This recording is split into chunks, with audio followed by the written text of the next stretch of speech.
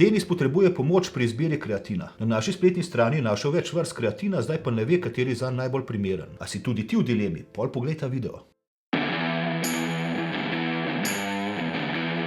Živjo, sem Jernej Koprivnikar, Proteini.si svetovalec in fitness trener.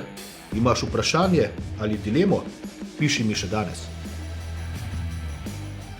Kreatin podpira gradnjo in rast mišic, zaradi svojih lastnosti in delovanja pa ga uporabljajo praktično vsi športniki, ne glede na vrsto športa. Zato lahko rečemo, da je kreatin univerzalni dodatek športne prehrane. Poznamo pa več vrst kreatina. Kreatin monohidrat je najbolj znana oblika kreatina. Deluje pa na principu hitre vezave in zadrževanja vode v celicah. Enostavno, več vode v celicah, večja je mišica. Monohidrat pa ni priljubljen samo zaradi njegove dostopne cene, ampak predvsem zaradi njegove učinkovitosti. Kreatin malat je kombinacija molekul kreatina in jabolčne kisline. Velika prednost malata pred monohidratom je pa manjše zadrževanje vode v telesu in njegova bistveno boljša topnost.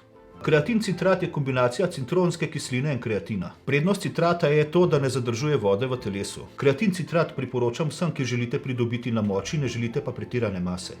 Kreatin magnezijev kelat je inovativna kombinacija magnezija in kreatina.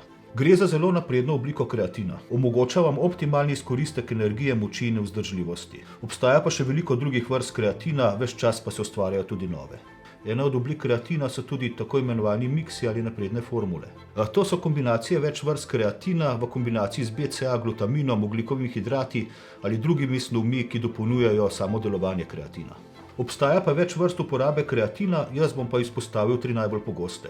Prvo je klasično cikliranje, ki se stoji iz odmerkov 10 gramov na dan treninga in 5 gramov na dan brez vadbe. Izdelek na ta način uporabljamo približno 10 do 12 tednov brez sprememb količine odmerka. Drugi način je sistem polnjenja, kar pomeni, da prvih 7 dni uporabljamo kreatin cirka 20 gramov dnevno, nato pa še naslednje 2 do 3 tedne za vzdrževanje uporabljamo 5 gramov dnevno. Tretji način pa je sistem dopolnjevanja, ki je priljubljen predvsem zaradi enakomernega in konstantnega napredka. Pri tem sistemu so učinki vidni na daljše obdobje, odmerek kreatina je pa 5 gramov na dan in to konstantno. Učinki kreatina so odvisni od vašega cilja, običajno pa se kreatin uporablja v obdobju gradnje mišične mase. Pri uporabi kreatina mišice postanejo bolj polne in napete, opazna je pa tudi porast mišične moči. Če je vaš trening namenjen izgradnji mišične vzdržljivosti, vam bo kreatin močno olajšal to nalogo. Vaše mišice bodo tako lahko delovale dlje in čas potreben za počitek med serijami se bo zmanjšal.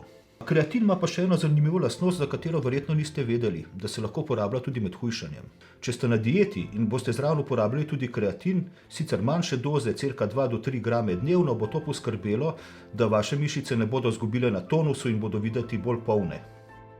Imaš vprašanje? Piši mi na info@proteini.si in z veseljem ti odgovorim.